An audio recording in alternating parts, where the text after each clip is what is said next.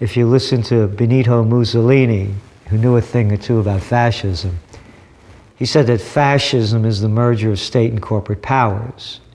Now, people will deny that and they'll say that's not exactly what he said, but if you really look into it, that's what he said.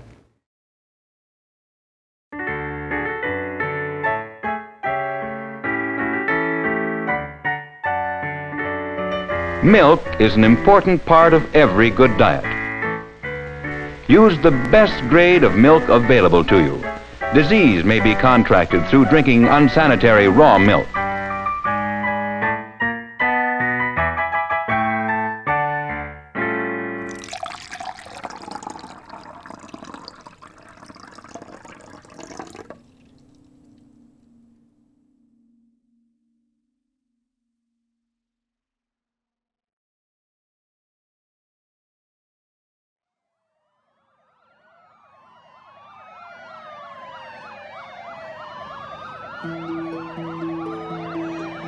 In 2010, there was a simultaneous raid on 2 different locations in California.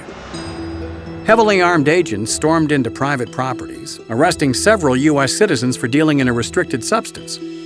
Now, drug raids happen quite frequently in the U.S. It's just one of the ways the authorities keep us free from malicious and harmful substances. Only this wasn't a drug raid. The substance being sold wasn't crack or crystal meth, or even bootleg hooch. It was milk.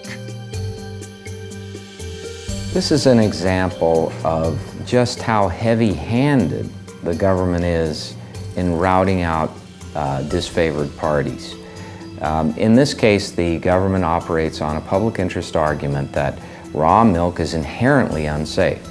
It is a breeding ground for bacteria, and because it is not pasteurized, the argument is, it carries with it an enormous increased risk for consumers, such that it shouldn't be available. This is the position of the Food and Drug Administration. And the government cracks down on this one segment. And they do so with brute force, sending in stormtroopers, essentially, and shutting down the milk plant in its entirety and confiscating all of the milk, regardless of whether it's contaminated or not.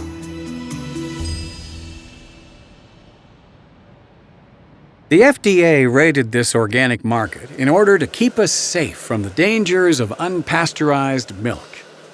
Buying and selling unpasteurized milk, that is.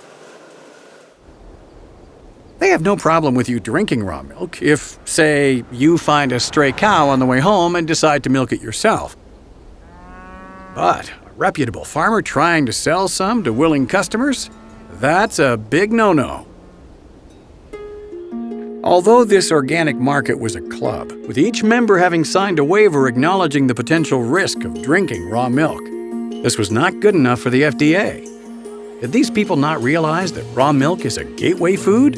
What next? People eating cheese? Knocking back raw oysters, sushi, or, heaven forbid, eggs? Luckily, the FDA was there to step in and save these adults, at gunpoint, from the dangers of raw milk. The reason why pasteurized milk doesn't come under this scrutiny, and the reason why raw milk as opposed to cheese, eggs, raw oysters, sushi, why they don't come under the same FDA scrutiny, is that the major milk manufacturers are a principal lobby within the FDA. They have very small profit margins per unit. And so if in Whole Foods and other places there are significant numbers of consumers who come in to buy raw milk products, it is a significant economic effect on the large milk processors. The California milk raids were not an isolated event. Over the past few years, there have been raids all across the U.S. to crack down on the sale of many organic products. But despite any claims of safety concerns or risk, one thing is clear. The actions of the regulatory agencies, and by extension the politicians that manage them, are not motivated by any notion of public good. They're motivated by the desire to stay in power. That takes money.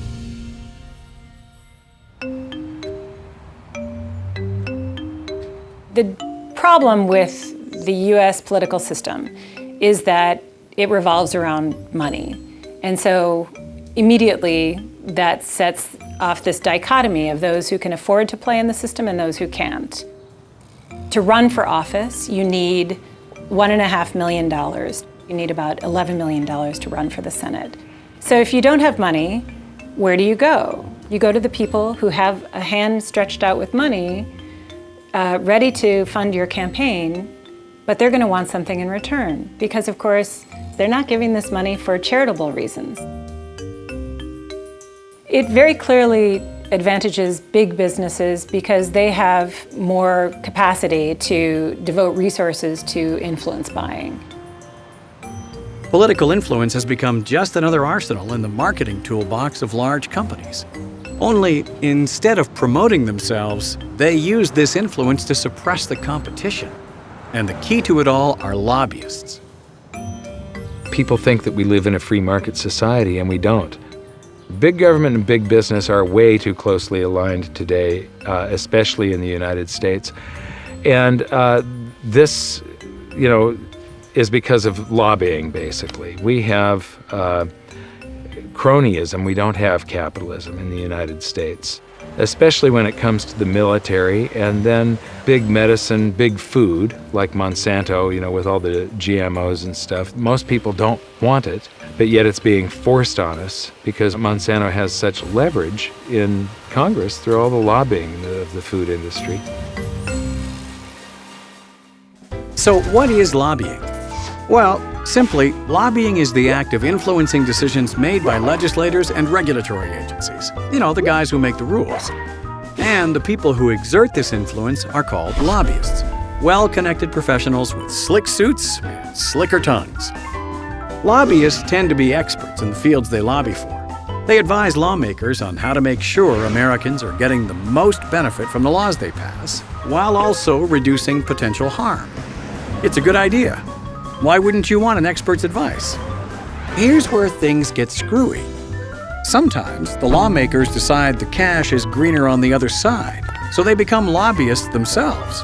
They leave government and join a private company, taking their connections and influence with them. This phenomenon is called the revolving door. People going from regulating an industry to working in that same industry, and sometimes back and forth multiple times. Corporations love having such powerful people on their payroll, so they do everything they can to lure them over. And for their part, the regulators help out by making a few choice laws to benefit their future employers. And with the spin of the door comes a host of new laws that benefit some companies, hinder others, but business keeps rolling, and in the end, no one really gets hurt. Except, of course, the people. You'll see members of Congress who will take on issues defending one particular special interest and then go out to work for that special interest after they leave. And the same is true of all government agencies. In fact, that's considered the normal way to do business in Washington. Big government and big business essentially are the same, are they not? What's the difference between a corporation and a government agency when the corporation buys the politicians with campaign donations and the politicians do as they're told in passing laws that the corporation would have passed had the corporation been the government? Sadly, this phenomenon is all too common today, and it's not specific to just one industry. Rather, it seems that many of the agencies which have the power to influence our daily lives are corrupted by the revolving door. When you have delegated power to committees and government officials and agencies to regulate the economy, it always leads to corruption. It's too tempting for people not to use that power for their own personal agendas. And the revolving door is merely proof of the fact that when you give government and its agencies the power to regulate commerce, it always will lead to corruption. 9/10 of all federal law is not the product of those we elect, but rather the product of the unelected heads of these bureaucratic agencies. So we do not have a limited federal republic in the United States. What we have instead is an unlimited bureaucratic oligarchy in which these bureaucratic agencies operate largely without any accountability. This isn't a representative form of government. They only represent the most powerful and the people that give them the most amount of money. The corporations, the multinationals, have taken over. Whether it's agriculture, whether it's broadcasting, whether it's pharmaceutical, whether it's retail, you name the field, a few control it all.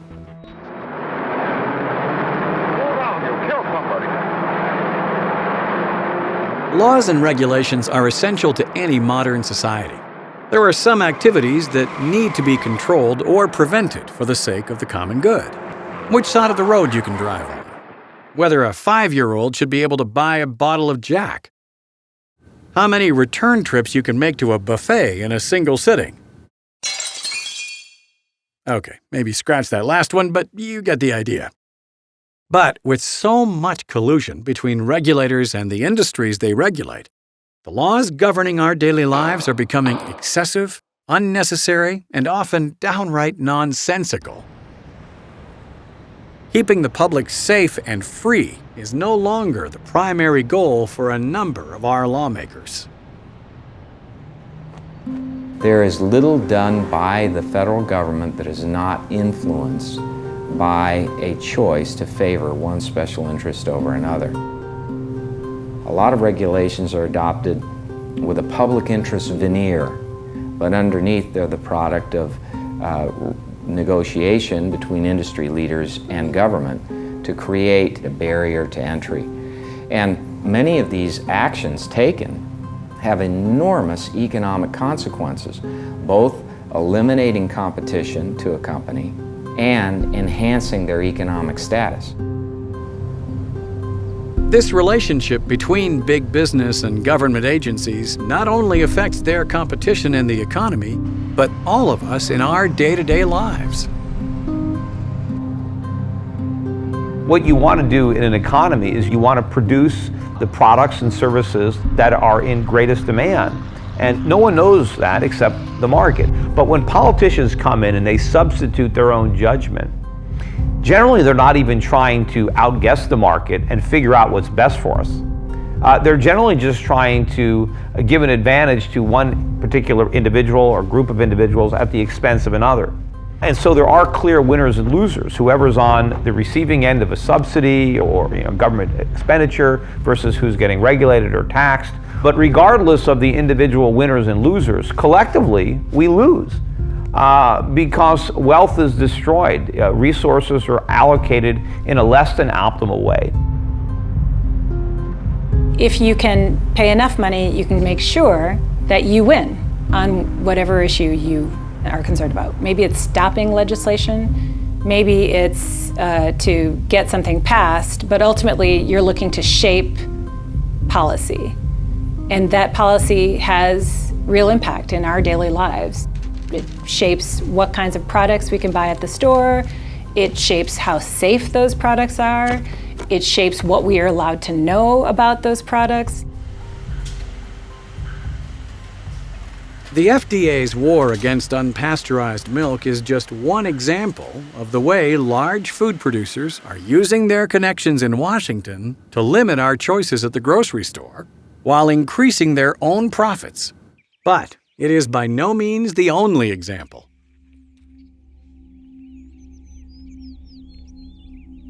Big government is in a collusion with big agriculture. There were never any scientific studies that determined that GMO food is equivalent to conventionally grown food. The Food and Drug Administration in the United States said, well, Monsanto has vouched for the safety of GMO food. And Monsanto said the FDA has certified it as safe. That's big business and big government together.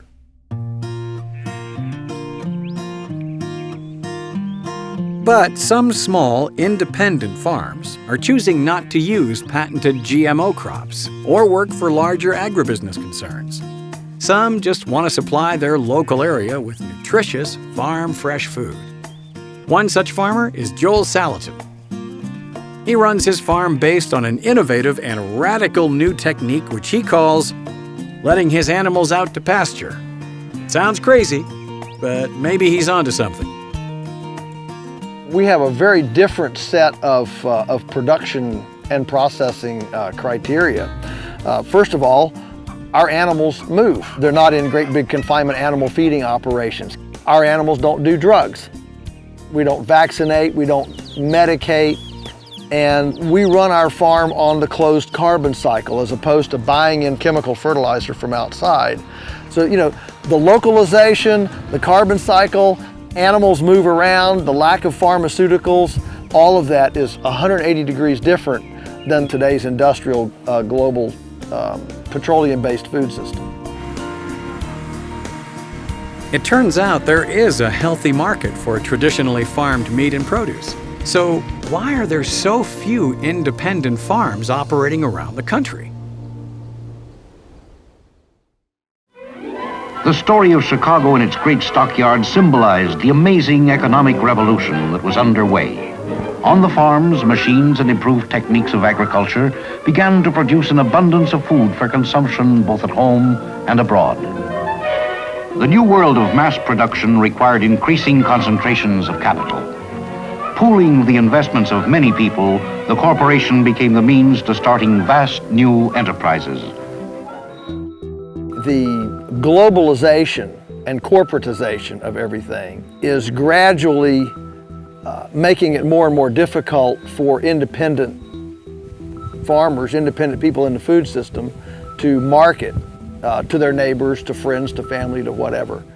And you do think every day about what bureaucrat is going to invade my life today.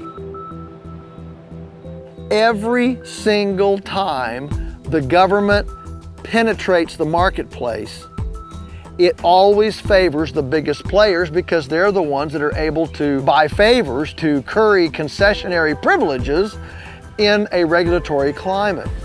And so I know that many of the consumer advocacy folks mean well when they say we need more oversight, we need more regulations for, you know, this bad thing that happened over here.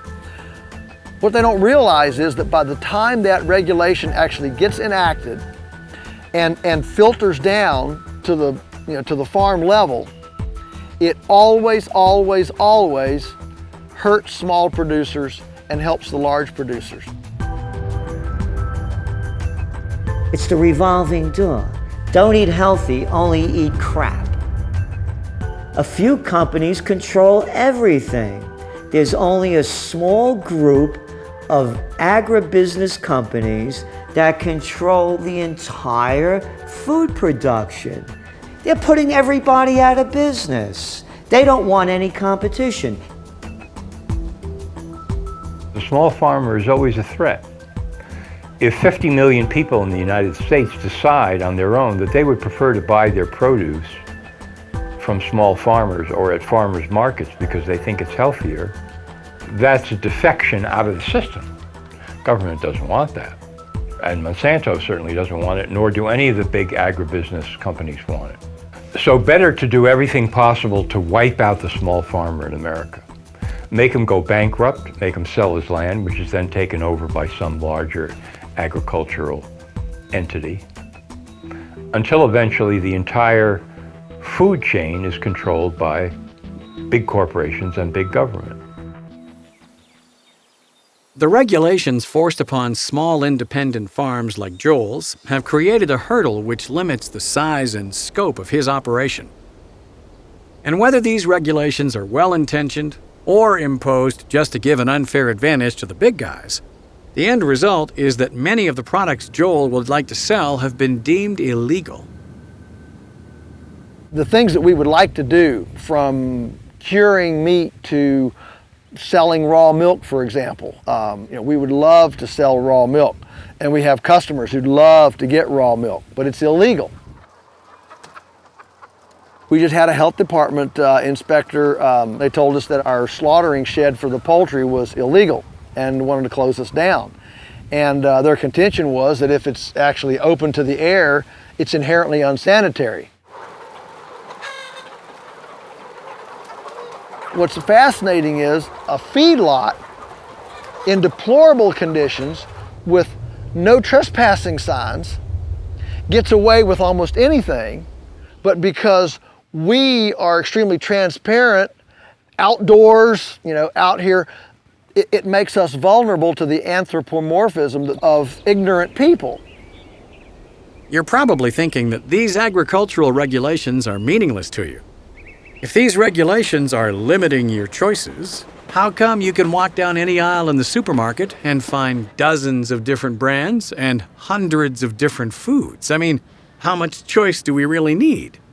The average person walks into the supermarket, right? And they see all this stuff on the shelves. They say, what do you mean I don't have choice? I can get Count Chocula breakfast cereal, Fruit Loops, Cracker Jacks, whatever, okay? I can get potato chips from 10 different companies, What do you mean I don't have choice?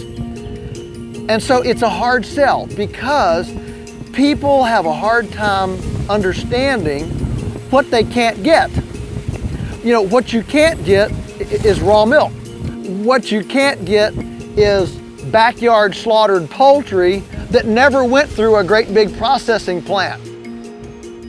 There's a tremendous amount of artisanal heritage type food that is unavailable now because it has been criminalized and outlawed. In the end, it comes down to risk. Some things, like raw milk, are just too risky to let out to the public. After all, contaminated raw milk could theoretically be as harmful as poison.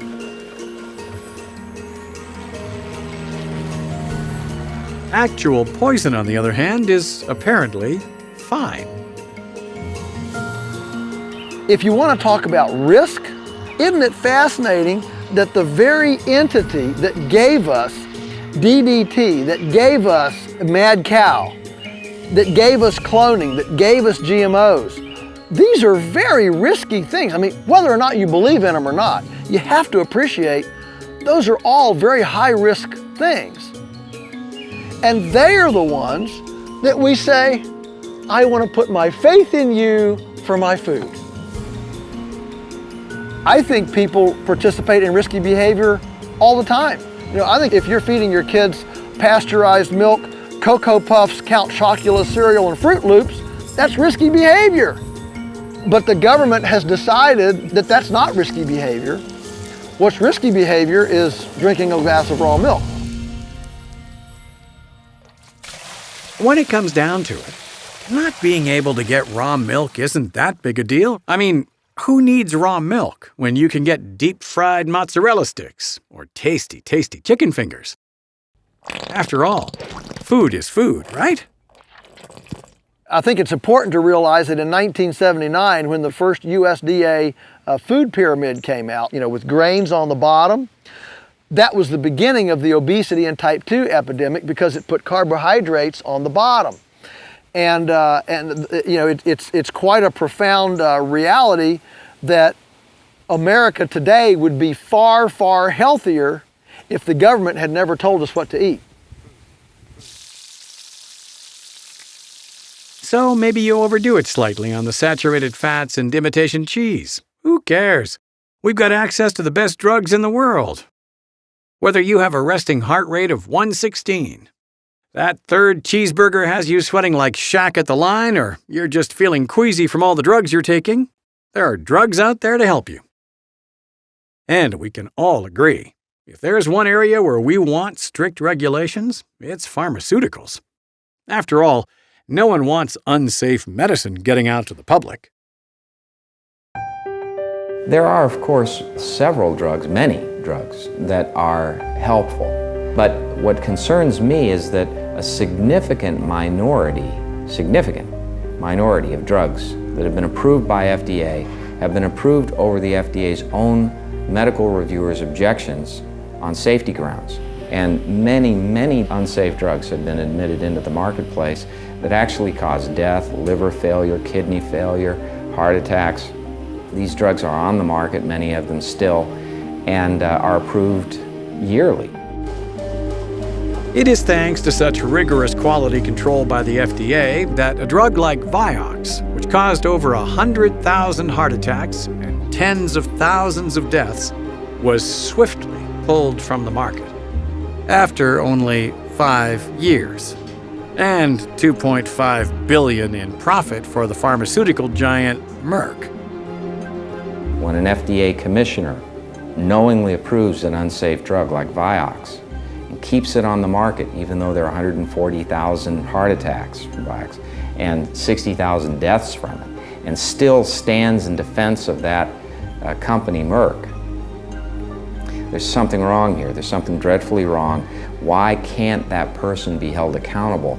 And yet they get away with it. Not only do they get away with it, but in the case of the commissioner who did that, Lester Crawford, he ends up being employed by a company called Policy Directions, Inc. at a very high capacity, and that company represents Merck.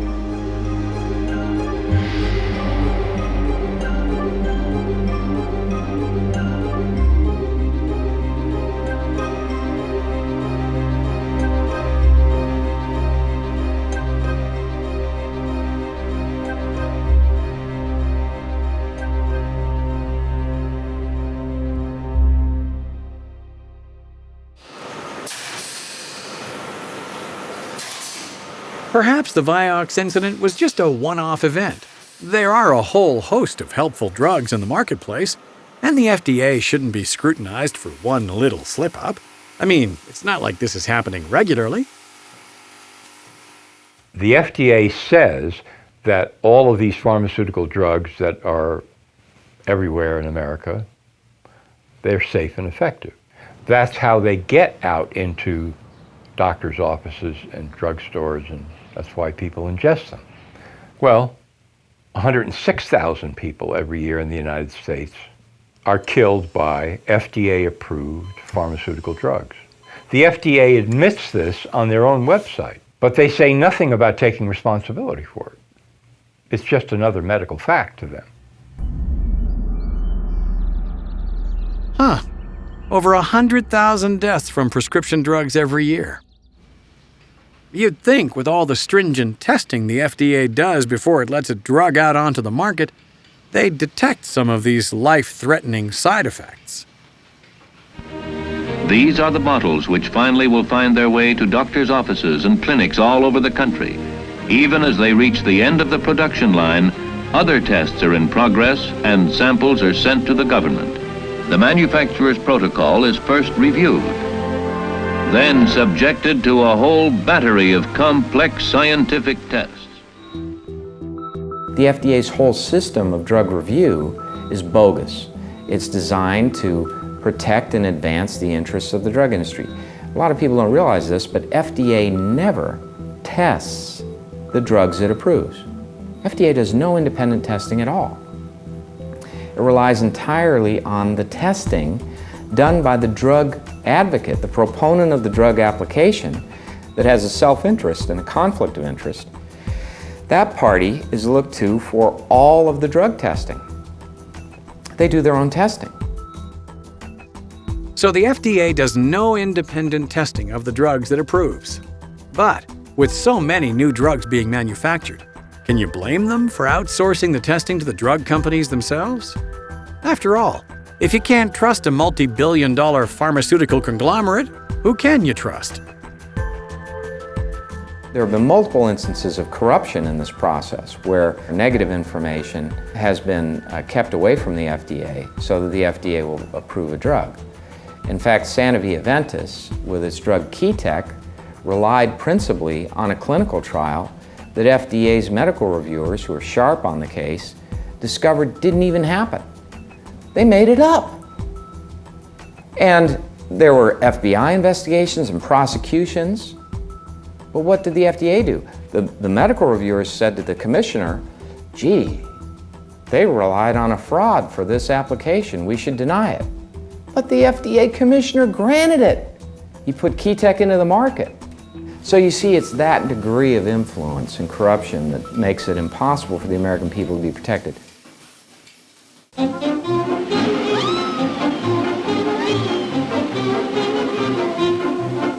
With drugs being approved by the FDA, despite the objection of their own medical reviewers, there can be little doubt the revolving door is alive and well in the pharmaceutical industry. And just in case you do have some tiny shred of doubt remaining, consider the case of Billy Tauzin. You may want to have some anti-nausea pills on standby. Congressman Billy Tauzin, who was the head of the Energy and Commerce Committee in the House, he was the man assigned the task of ensuring that a provision would be put into the law that would prevent the entire government from negotiating down the per unit price of drugs required to be acquired under Medicare Part D based on volume. So in other words, they're forced to pay whatever price the drug industry sets per unit for the drugs purchased under Medicare Part D. And that is something that could enable the drug industry at its will to bring the nation to its knees financially.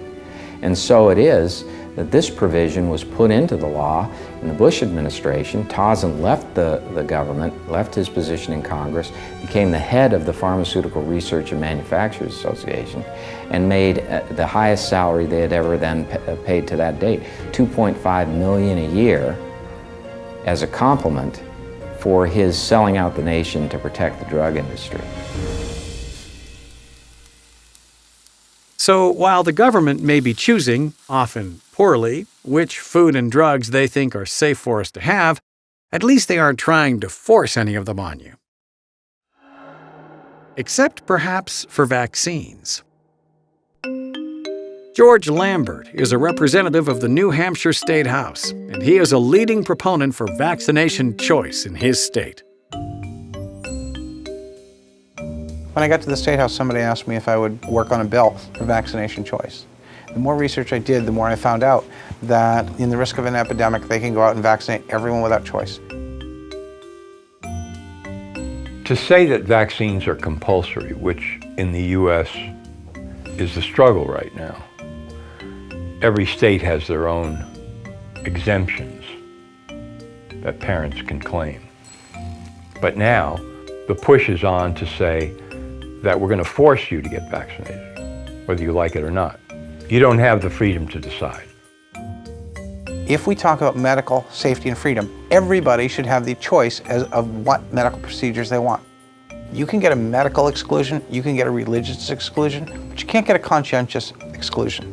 We had an issue in New Hampshire a couple of years ago where there were some injections that were contaminated that might actually contain meningitis. But if you were required to get a vaccination or an injection, how do you know the injection isn't contaminated? But if you want your children to go to school or participate in any of these other activities, the government says you either do this or you're excluded. That's a problem, because when the news says there's something that puts your life at risk, you should be able to make an educated decision. That's what freedom really comes down to in the end. The freedom to decide, for good or bad, how you want to live. And that freedom should not be overruled by the government except in the most extreme cases, or to keep us safe from the most diabolical of threats. Weed, grass, ganja, joint, doobie, do, chronic, ace, lobo, loco, love boat, bud, buddha, blunt, pot, pat, pin, chiba, 420, and hashish, or hash for short. No matter what you call it, no matter what hip street lib it's referred or referred to by, it all comes from the same stash. It's all marijuana.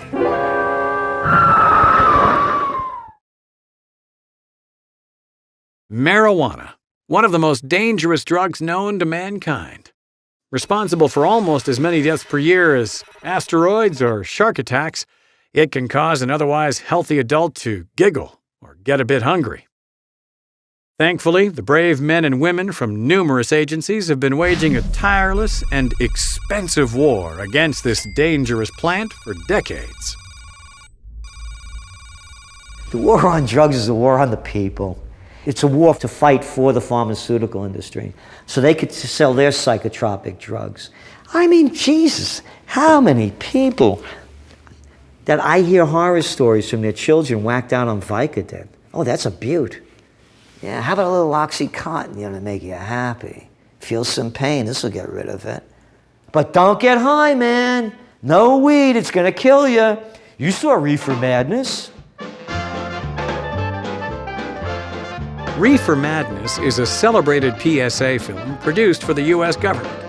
Known for its even-handed and unbiased approach to the subject of marijuana, which it claims is worse than heroin, it saved generations from the dangers of marijuana.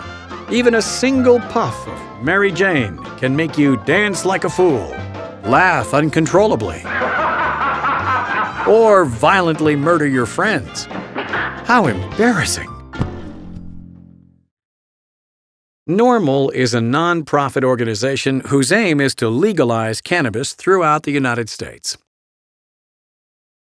There are 800,000 people a year arrested in the United States on marijuana charges, 90% for possession only. So over a 40-year period now, that's roughly 27 million people have been arrested on marijuana charges. So it's created a huge universe of people who have been effectively screwed by the government.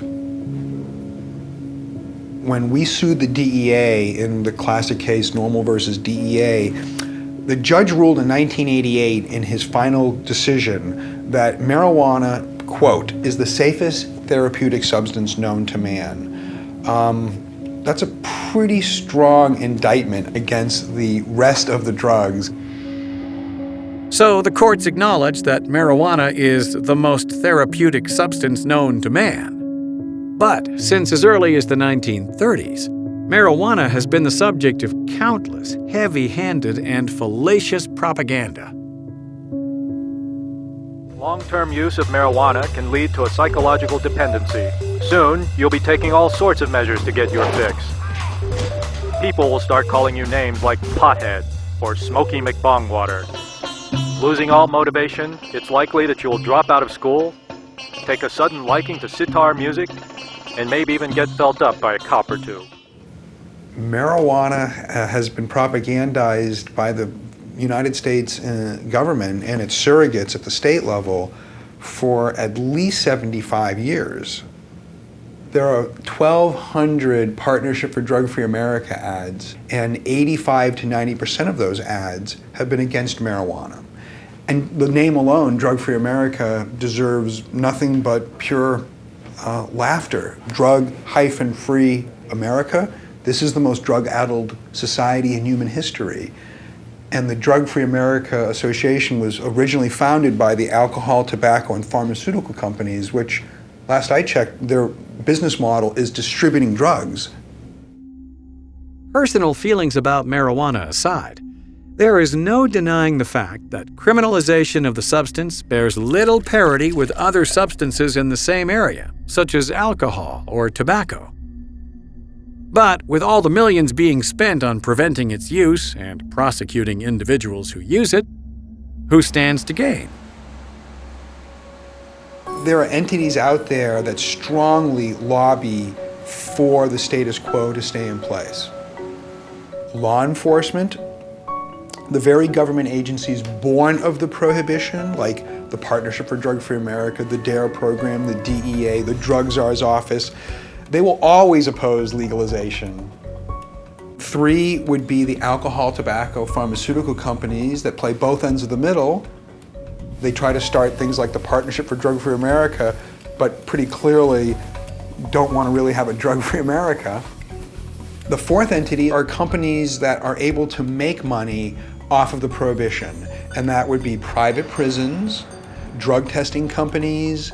This is probably the most naked of our opposition, because if you get caught with marijuana, you can either choose the route of prosecution and potential conviction and then going to jail, or you go to rehab. Well, even the director of NORML, if I got caught by police with a small amount of marijuana, if I'm given a choice between going to jail and going to rehab, I'm going to pick rehab.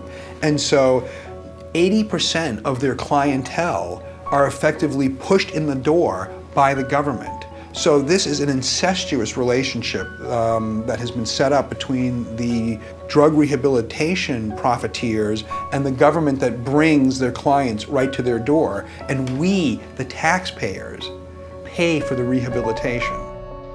Now, in the language the addicts use among themselves, they never say to each other, let's smoke a marijuana cigarette.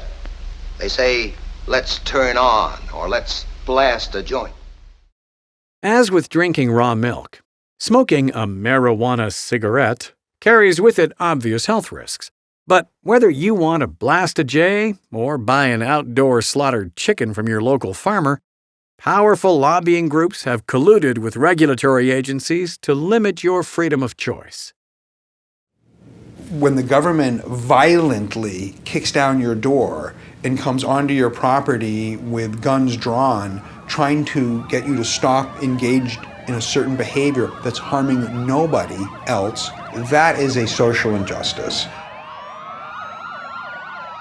I personally think of cannabis as just a metaphor for freedom.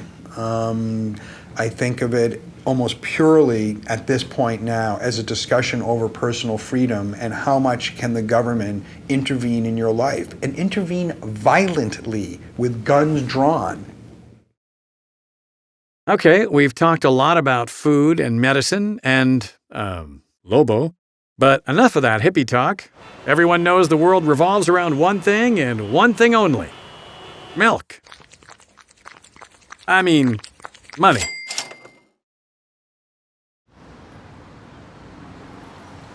But similar to independent farmers, small firms in the financial sector also face heavy regulations which benefit the large players. I act in the securities industry, and there's all sorts of rules and regulations that I have to abide by.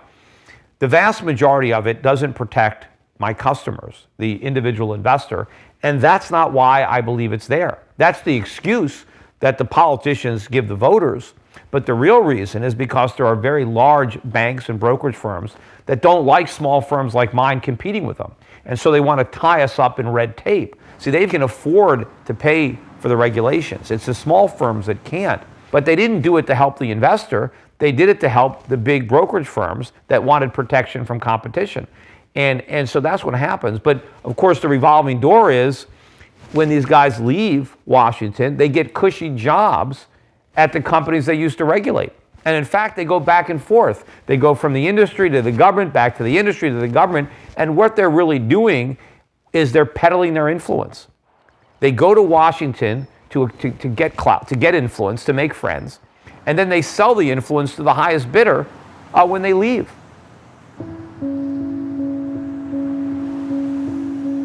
Sadly, the finance industry may be the best illustration of the intertwining of government and big business.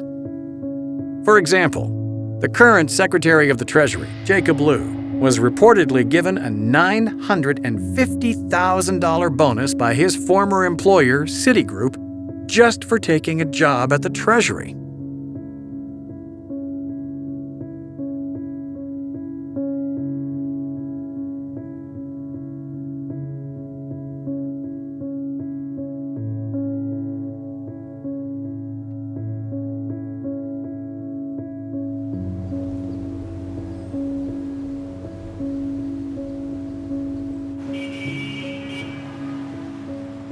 If you want to see the proof of fascism, all you have to do is look at 4 simple words.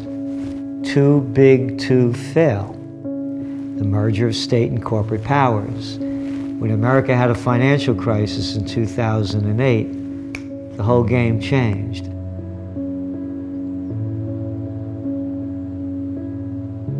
The banks got in trouble.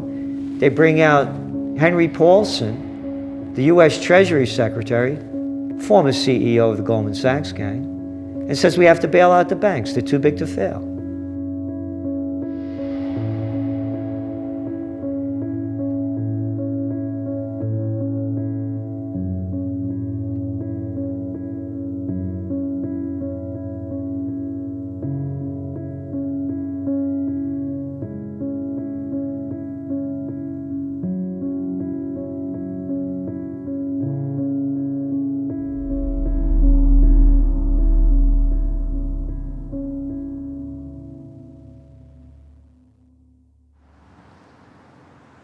The subprime mortgage crisis of 2008 was the biggest economic crash since the Great Depression. In the midst of the crisis, the financial media demanded stricter regulations on the financial industry. Economist Peter Schiff, who predicted the crisis years in advance, believes that not only was Wall Street to blame, but more importantly, it was the regulators colluding with the financial industry who were responsible for the crisis. Well, the regulators caused the crisis. It was the regulation that created the problem. I was talking about the coming housing crisis in 2002, 3, 4, 5, 6, and I was pointing out exactly how the government and the Fed were creating the problem. So the people that now said we didn't have enough regulation, where were they back then? Why didn't they say we needed more regulation in 2004, 2005? The fact of the matter is, it was the regulations that were in place that caused the problem. The Federal Reserve, in order to stimulate the economy, brought interest rates down to 1%. And what that did is it enabled people to borrow money more cheaply to buy houses. In the meantime, too, the government was also guaranteeing the mortgages. And this was the real problem. The way the market regulates banks is that individuals want a safe place for their money. And so they will shop around for a safe place. Therefore, market pressures force the banks to do prudent things to attract deposits. But once the government comes in and says, your money is safe no matter what, now the customer doesn't value safety anymore because the government has guaranteed it. But the problem with the government regulation is it's ineffective and it ends up being politicized. Because if you remember, during the housing days, as lending standards kept being lowered and lowered and lowered, it was the government that was leading the charge to lower standards. Because the voters wanted to buy more houses, because housing was thought of as a way to get rich. And the only obstacle was the down payment, the credit score, and so it was the government that was pressuring banks, hey, forget about credit scores, lower those down payments. So the banks are risky, the mortgages are risky, nobody cares about anything because the government's trying to make everything good. The government's trying to say, don't worry about risk, because if you fail, we're there to catch you, we're there to prop you up. And then when it doesn't work, capitalism gets a bad name, as if any of this has anything to do with capitalism. Skipping ahead to 2011, we find the story of MF Global, a commodities brokerage firm headed by former Senator turned Governor of New Jersey, Jon Corzine. It wasn't a pleasant return to Capitol Hill for former Senator Jon Corzine. He was subpoenaed to tell lawmakers how the company he headed, MF Global, collapsed and what happened to $1.2 billion of customers' money. I simply do not know where the money is or why the accounts have not been reconciled to date. Don't you hate it when you can't find your keys, your phone, or $1 billion of other people's money? It's so frustrating. But as uncomfortable as Corzine may have been sitting there and pretending to feel bad, others felt a little more MF'd by the situation. I got burned by the MF Global scandal. That's when Jon Corzine, the former governor, Democratic governor of New Jersey, and former senator of New Jersey, and former head of the Goldman Sachs gang. After he did a stint with those, he was the head of MF Global. Yeah, MF. Perfect. MF Global went into my segregated account and stole my money. 6 figures, and I work hard for my money. I wasn't speculating in the markets. He went in and stole my money. While investigating how this money was stolen out of his account without the financial regulators intervening, Mr. Salente's investigations found the telltale squeak of the revolving door. The CFTC is the agency which regulates brokerage firms like MF Global. At the time of the MF robbery, the CFTC was headed by one Gary Gensler, a close colleague of Corzine's.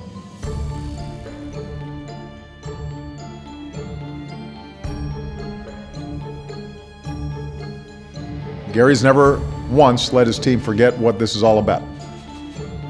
The American people. Do you know what the Commodities Future Trading Commission did to Jon Corzine? After robbing me and thousands of others? Nothing. Nothing. Gary Gensler was his lieutenant at Goldman Sachs, and he's the head of the Commodities Future Trading Commission. You want to, I mean, to say that the fox is watching the chicken coop is stupid. It's worse than that.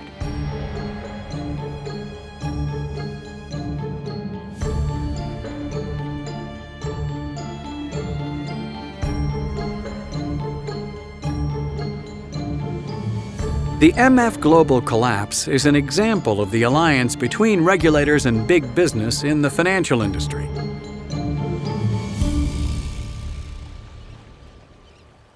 But a more troubling phenomenon, called a bail-in, was recently seen in Cyprus. Even in my direst predictions in this Parliament over the years about the way the EU bosses were behaving, never did I think that they would, in a completely unprecedented manner, resort to stealing money from people's bank accounts. Recently in Cyprus, the banks had been irresponsible, and it was the public, all of the depositors, that paid the price, and they called it a bail-in to make it sound different from a bailout. What happened was many of the banks in Cyprus bought a lot of Greek government debt. And as you know, over the last few years, Greek government debt has all but collapsed. So that made these Cyprus banks all but insolvent. And they went, just like always, the big banks went with the government and said, hey, we're broke. Can you help us out and steal money for us? And that's what they did. They just said, take 50% of anyone over $100,000, take 50% of all their money, just take it. Just the term bail-in is a lie. This is something that is a marketing tool to basically cover up a theft. A bailout, they whip up currency and they give it to the banks, and then the public eventually pays for that through a tax called inflation, because there's now more currency in existence. A bail-in, they skip the part of creating currency and they just take it from the depositors. But basically, the banks win at the public's expense either way. But that was Cyprus, not the US. There's just no way the citizens of North America would allow something as underhanded as a bail-in. Canada actually put in their 2013 budget a bail-in clause, the exact same thing. They said if the Canadian banks have problems, that they can just take it from Canadian citizens. The US has been talking about it as well. The governments allow these banks to do these kind of things. Cyprus was the model to see if they could get away with it. They got away with it, and now it's proven successful, so it is a solution they can use in the future. In hindsight, it seems obvious that the financial sector would be rife with corruption and backdealing. Finance, education, the prison system, the military-industrial complex. Almost every industry in which there is money to be made has been affected by the revolving door. Even relatively new agencies are subject to its spin. If you need proof, try to take some nail clippers onto a domestic flight.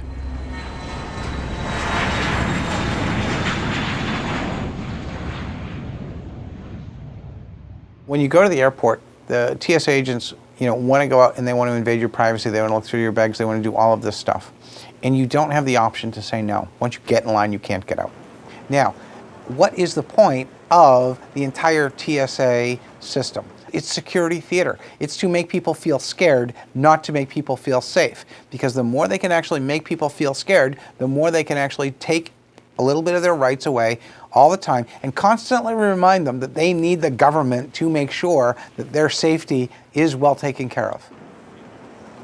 The body scanners that stop you from taking dangerous objects, like bottles of water, onto planes, were installed due to TSA regulations. As head of the Department of Homeland Security, Michael Chertoff required every airport in the country have those scanners installed. For our safety, of course. This technology allows us to detect any item concealed on a person's body, including molded plastic hidden under clothing. The scanners themselves are built and installed by a company called Rapiscan. Can you guess who worked as a consultant for Rapiscan after leaving Homeland Security? Oh yeah, I remember. Let me see. Cherkoff. He was the head of the Homeland Security right after the underpants bomber. Right after that happened, Cherkoff, whatever his name is, he appeared on all the national media. We have to get them X-ray machines in there. Rapid scam, somebody's scam, that's the name of the company. Yeah, well, they X-ray you. They X-ray you. Oh, son of a gun. Wow. Cherkoff is a consultant for that company after he left Homeland Security. Okay, let's get this straight. GMOs, safe. Raw milk, unsafe. Preparing poultry in the open air is unsanitary, but drugs that cause heart attacks are fine. Blasting a joint will make you want to kill. Getting X-rayed at the airport is vital to national security, and stealing from your customers is okay, provided you do it $1 billion at a time. With regulatory agencies so deeply entangled with big business, it's almost impossible to know whether the rules we live by are there for our safety or someone else's financial benefit. Whatever the reason, the end result is our lives are now so heavily manipulated by the desires of others that our choices are becoming more and more limited. That's what government regulation is all about. It's all about limiting your choices. The government wants to make those choices for you. They want to take away your freedom to choose. The choices that you make, the types of food that you eat, right? All of this is determined for you by the government. And why can't we make choices, right? That's what freedom is about. The politicians think that, hey, it's important that we all vote. They can trust us to vote, but they can't trust us to make these basic decisions about whether we should buy a house or whether we should rent our house, or should we use this broker or that broker, or should I put on my seatbelt, or should I wear a helmet, or should I smoke cigarettes, or, all these choices need to be made by the government, but somehow we're smart enough to vote, but we're too dumb to do just about anything else. This over-regulation has implications other than just limiting our choices. By giving government agencies the authority to regulate our lives, even in the name of protection, it has led to an expansion of government power at the expense of individual freedoms. What's the old saying? Give them an inch, and they'll take your money, life, and favorite dairy products? Something like that. The more laws there are, the more rules and regulations there are, the more taxes there are, the less freedom you have. I mean, that's what freedom is. It's freedom from government. So when people are free, it means that they do what they want. They don't have to do what the government tells them. Career bureaucrats are usually dedicated pro-regulatory people. They are fans of state paternalism, of government making individual choices.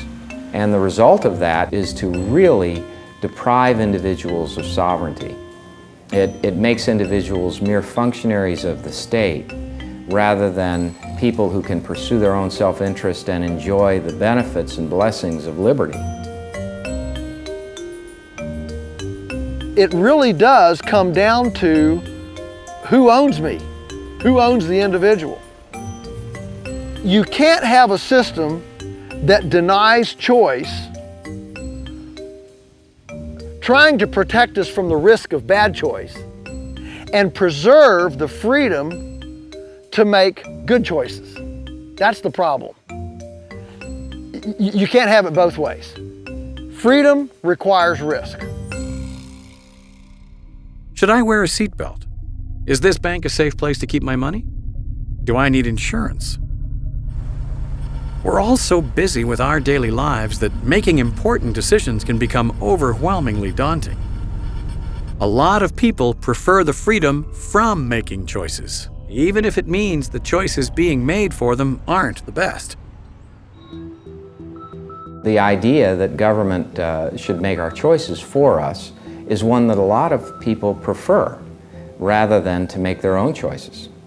But once the point is reached, like in the former Soviet Union, when choices are made for you by the government to such an extent that it destroys the economy, that it destroys free agency, that it renders everyone a servant and the state a master, then at some point individuals come in large numbers to the conclusion that they're not getting what they were promised, that they are overtaxed, they're overregulated, that their choices are limited, that paternalism is disgusting, it's caused me heartache, and I'm going to reject it. I want my freedom.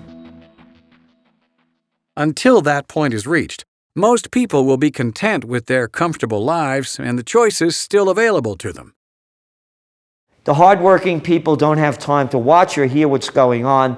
They're working 24/7. They're trying to make ends meet.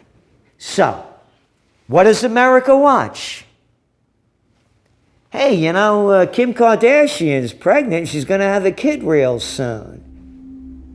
The media makes sure that we don't dwell very long on any really serious issue.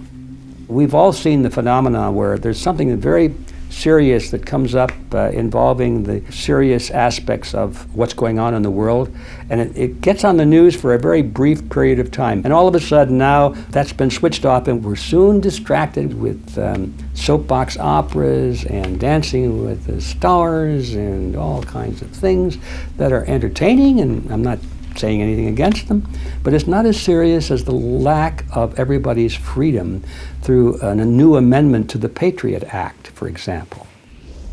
The media may try their best to give us a fair and balanced opinion of world events, but there are now other avenues available for those seeking unfiltered news. The way that the net and the web were built involves a lot of decentralization. It moves power into the hands of the people sending and receiving messages, as opposed to the people in the middle that are handing them off. And that is a scary prospect for entrenched stakeholders. Any alternative media, other than the corporate media that is so rigidly controlled, is a threat. The internet is certainly a threat because the internet gives almost anyone access to the world.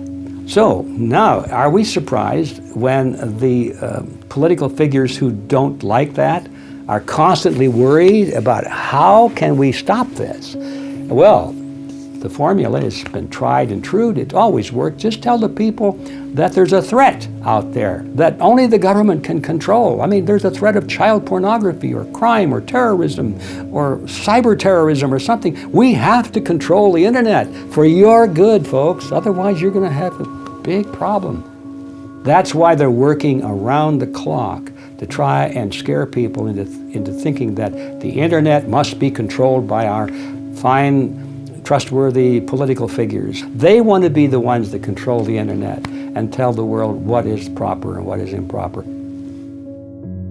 If you look at the history of communications media, people said with cable television we'll finally be free of centralization, and with the telegram we'll finally be free of centralization. And really the worst case scenario would be if we saw that history just repeat itself exactly.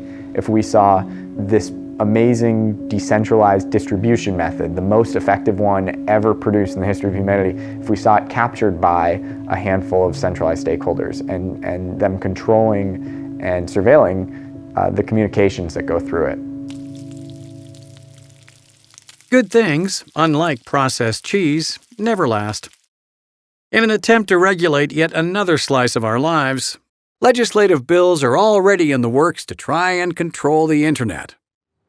But rather than wait for pesky red tape like passing laws, the government has been proactive in trying to censor the internet, for our safety, of course. For example, with the help of their good buddies in big finance, they were almost able to shut down the controversial website WikiLeaks. Think what you will about WikiLeaks. The point is that members of the government were able to just speak with payment processors and create this blockade and say, you cannot transfer money to this organization. And it's not much of a leap to say, wait, hold on. The government, or in some cases companies, can decide that nobody can do business with these people, or that nobody can see what these people are publishing, that's obviously a problem in our tradition of free speech. WikiLeaks was able to survive thanks mostly to a very new concept: decentralized money. Unlike most currencies in the world, which are created and regulated by central banks, decentralized currency, such as Bitcoin, is created by the people, and as such is almost impossible to control. Bitcoin's a decentralized peer-to-peer currency. It's actually an internet protocol, kind of like SMTP, that's how you send emails. Well, it's money over internet protocol. It's how we can send money over the internet. And we can use it to transfer value without having a middleman. That means we don't need a bank or a money transmitter between us, someone like Western Union. We can just send money like we send an email. Bitcoin's, I'm incredibly excited about it because it's the first free market private money that's also a technological money. It's electronic currency.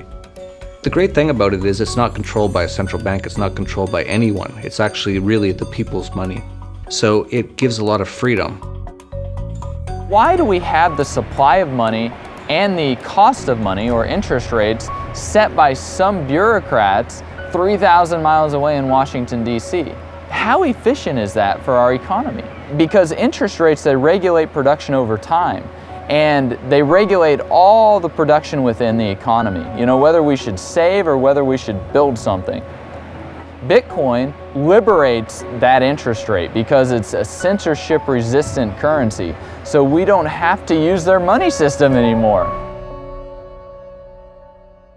Decentralized currencies like Bitcoin offer an alternative to the highly regulated and controlled national currencies of the world. But as with the government's push to regulate the internet, attempts to regulate the purchase of Bitcoin have already been seen. I recently tried to start up a Bitcoin ATM. I hired some lawyers in the US and they told me, you're under 5 different regulators in the US. You're under banking, finance, money, even telecommunications because we're using the internet. And we looked into the total cost just to start a Bitcoin ATM, a very basic product, no less than $25 million because we needed all kinds of insurance bonds as a money transmitter. This is how they keep competition out because they don't want competition. These attempts to control increasing amounts of our personal lives have some people very concerned. And with each successive law or regulation, the temptation to opt out entirely becomes more and more appealing. There are some people that are abandoning ship. They see the ship is sinking. They don't know whether it's going to sink for sure or stay afloat somehow. They don't want to stay around to find out. They're just leaving while the getting's good. And I'm not going to tell somebody not to leave because I don't know for sure how bad it may or may not get. Jeff Berwick is someone who has already decided to opt out. To this end, he formed an expat community in Chile, hoping to create a haven for freedom-loving people who can no longer tolerate the government encroachment in their personal affairs. We started this community because we've really recognized that a lot of people around the world want to get out of these Western countries. Rising taxation, rising regulation, people are getting put in jail in the US all the time for nothing, victimless crimes. People who have done nothing except for maybe drink raw milk or have some plants in their pocket called marijuana. What we're trying to attract and what we've been attracting is more freedom-minded people. Everyone has their own personal story. Sometimes it's as simple as someone's been pulled over like 10 times in a month and been searched.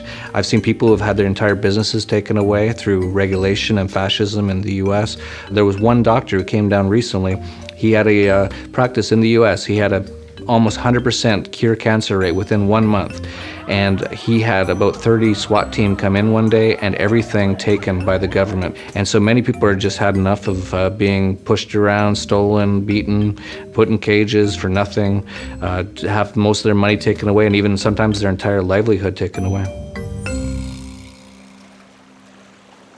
Not all of us can just pack up our lives and move to Chile.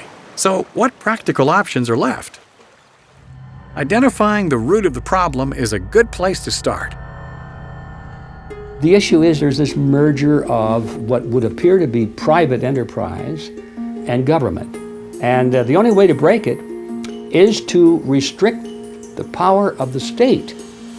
Once you give the state the power, the authority over our lives in all these areas, then there's no stopping it, because then the individuals who are in those fields of providing medical services, monetary services, banking services, power and gas and oil and all these services, they will gravitate to the government, buy off the politicians, make the mergers, pass the laws to their best interest, and the average, the gum-chewing public thinks, oh, well, isn't that nice? Well, we voted for these guys, so I guess it's in our best interest. They don't get it. If you take all the temptation, all the power away from political office, the only people who will go into it will be those who want to serve their country, because there's no way to steal anything anymore. The only idea that I have as far as trying to make government smaller is that in the United States we've got the Constitution, but every government could pass some sort of amendment to their Constitution or whatever that says that for every law, act, code, or regulation that these screwballs want to pass, that they've got to find 2 old laws, codes, acts, or regulations that they have to repeal. That's the only way that I can think of making government smaller. And the same thing goes for all of the agencies. If they want to open up some other agency or department, they've got to close too. Individual freedom is what defines humanity. Although laws and regulations can make us feel safe from the threats we may face, all the safety in the world means nothing without the freedom to live as you choose. Freedom is the most important and indispensable characteristic of mankind. We can be induced by promises from government to depart from our liberty, but there's nothing more profound for an individual than when they are denied something they very much need because they made a decision earlier on to part with their freedom. And so, when you're terminally ill, and you suddenly discover that you can only have access to FDA-approved treatments for your disease, and you're told by the doctors treating you that there is no drug to treat your condition. And then to survive, you're going to have to find something else. And you discover that your desire and your freedom of choice to attain that end are blocked by the Food and Drug Administration. And so when you need your freedom the most, it's been taken away from you. When you've been in a family that has had a milk farm for 300 years or more, and suddenly federal agents come in and they do a raid on your farm as if you were a drug kingpin engaged in international drug sales, and you're only selling milk. And then you realize your whole life has been turned upside down. Or you are a small businessman who discovers that just to operate a gas station, you have to comply with EPA regulations that will cost you more than it will to run the gas station in profit.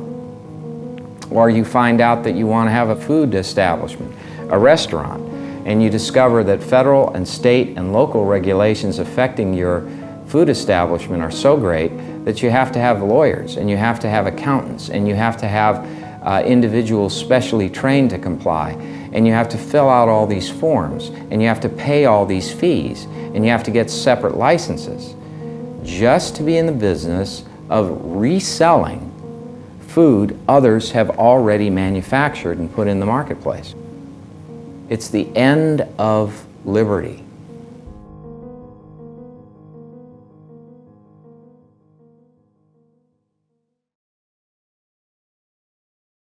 How you regain freedom is a huge question. The individual knows that he or she is alive. The individual knows that he or she is free to choose a future and a life that they want. We either have free societies or we don't. There is such a thing as individual freedom or there isn't. That is the bottom line. If you want to live a life, a real life, then freedom must exist. So people have to step up to the plate whenever they see individual freedom threatened along any channel of human activity. That's where you start from. When I was growing up, New York was an ugly, ugly city where there was violence in the streets all the time. And the way that they cleaned it up was by going and getting people to go out and say, no more. Well, that worked to stop the gangs. The same thing works when you get honest people who engage in government. And maybe we can stop the government gangs from sitting there and dictating the terms of our lives and preventing us from having the freedom and liberty which we were guaranteed in an open democracy.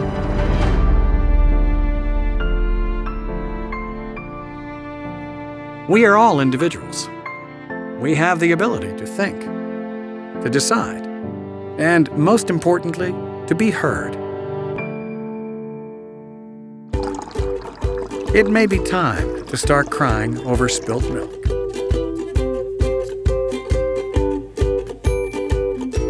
Crap, I just spilled this. This is not going to be good.